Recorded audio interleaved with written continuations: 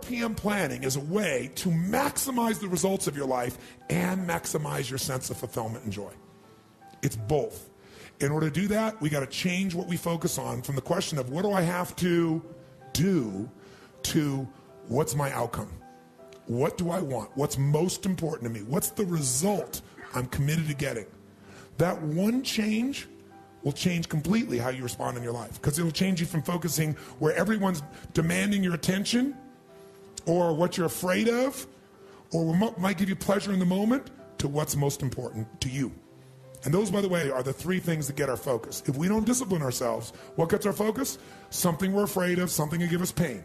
What's the second thing that gets our focus? If we don't pay attention. Something will give us pleasure. It's like, you know what, I'm so stressed out. Oh, that chocolate's looking good. Oh, that, I'm going to go over to have my little coffee, my smocha mocha doka cream, this thing and that thing, and I'm going to escape for a few moments. Because the focus is how to feel good. How to not feel bad, how to feel good. What's the third thing that gets your focus? Other people's demands. Where do they come from today? Where do you get other people's demands?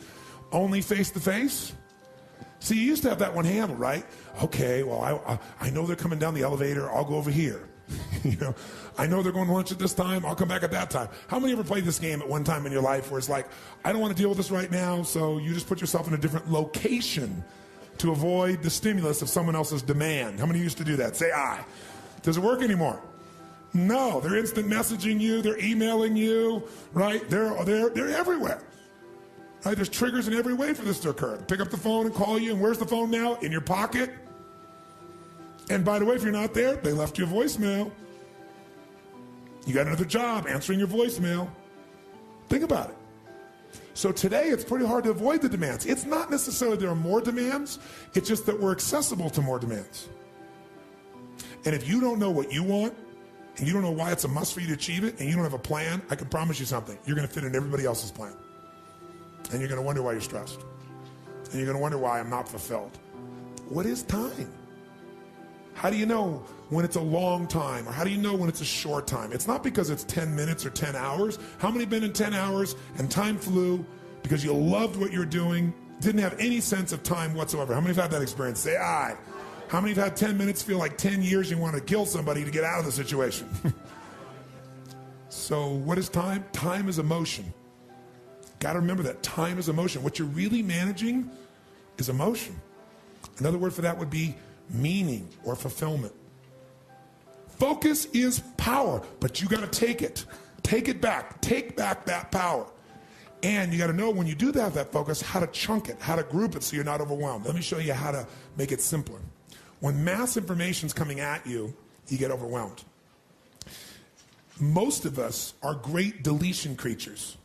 We delete most of life. Right now, there are millions of things around you. You could be focusing on, thinking about, giving meanings to, making decisions about what to do. Millions. Right now, you could be focusing on the blood rushing through your left eardrum or the feeling of your skin against your body. But most of you delete that. You don't even think about clothing against your skin until I mention it, or your heartbeat. Most of the universe you've deleted because you go crazy if you try to think about it all. Because human beings have a limited amount they can focus on at one time. And most of your stress is because you're thinking about too many things at once. In fact, when people don't do things, it's not because they can't. It's not even because they don't want to. It's because of the way they are focusing on what I call chunking things. When people don't follow through, here's what they do. I'll give you an example. Who here believes exercise is very important, but you don't exercise regularly? Let me see a show of hands. Raise your hand. More hands than most of us want to raise our hand, right? Now, who here really focuses, or I should say exercises regularly? Raise your hand. Regularly. Okay, great. Who here does not exercise regularly even though you believe it's important? Just be truthful. Okay, great. So let's see what the difference is here.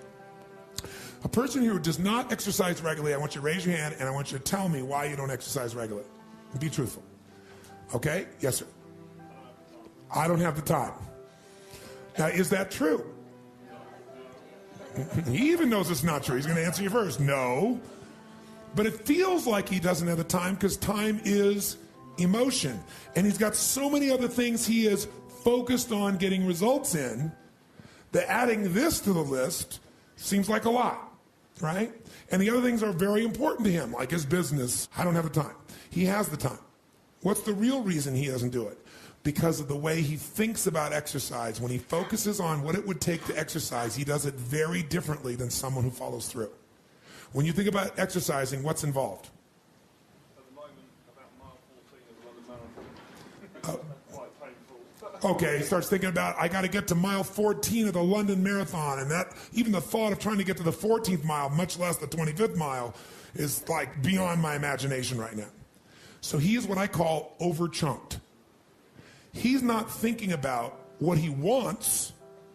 He's thinking about what's painful. You just saw a perfect example. He's not even thinking about victory or succeeding. So the chance of him following through on something that he associates major pain to, when he can do something else right now he can feel competent or successful at, his chances of following through are very limited. How many will follow that? Say I. His focus is on failure. His focus is on pain. That's why he isn't following through. Okay? He's also focused on the 14th mile of a marathon rather than today's workout. Which one seems more daunting to you? So when you think of what it, and here's also what he's thinking about. He's thinking about the process, not the outcome or result he wants. And when you think about what it's going to take to do something, usually it takes a lot and you're not going to want to do it. So he's overchunked himself. He's trying to eat the whale whole without taking any smaller bites. And it seems too big for him, so he says, well, I'll do it when? Later. As my Australian friends would say, later. Right? And of course, the problem with doing it tomorrow is when you get to tomorrow, tomorrow is today, and tomorrow never comes. So, and you keep promising yourself. By the way, what does this do to you emotionally when you keep breaking your own promises with yourself? Or you keep failing to do things that you know are important?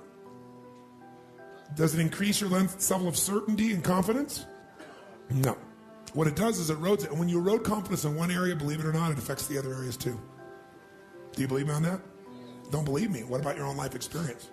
Maybe not one area, but it starts to be multiple areas. It sure does. Another reason why somebody doesn't exercise or do anything is because they don't just chunk it too big, they chunk it in too many details. I'll give you a perfect example. So I asked somebody one time, I said, okay, how important is exercise? Oh, exercise is extremely important. Really? Okay, good. And tell me, why don't you exercise regularly? Well, I just don't have time. Okay, everybody gives that answer. That sounds wonderful. So tell me, though, don't tell me about how much time you don't have. Tell me this. When you think about exercising, what do you think about? Which is a way of saying, what do you focus on? And so this woman says to me, well, my gosh, I mean, what do you mean what do I think about? Well, let's say I said to you, you got to start exercising, and I'm going to put a gun to the head of your children, and I will do very horrible things and hurt them badly if you don't exercise. Could you do it? Oh yeah, I could do it. You know, if some mafia person came here and said, I'm going to kill your children if you don't exercise every day, how many think you could find a way to exercise every day, no matter what your time constraints may be? So remember this. Remember this. Change is never a matter of ability. It's always a matter of motivation. I'll say that again. Change is never a matter of ability. It's always a matter of motivation or drive, having strong enough reasons. If you got a strong enough reason, you could figure out the time, couldn't you? So the biggest part of life and time management is knowing what you want and having enough reasons to follow through.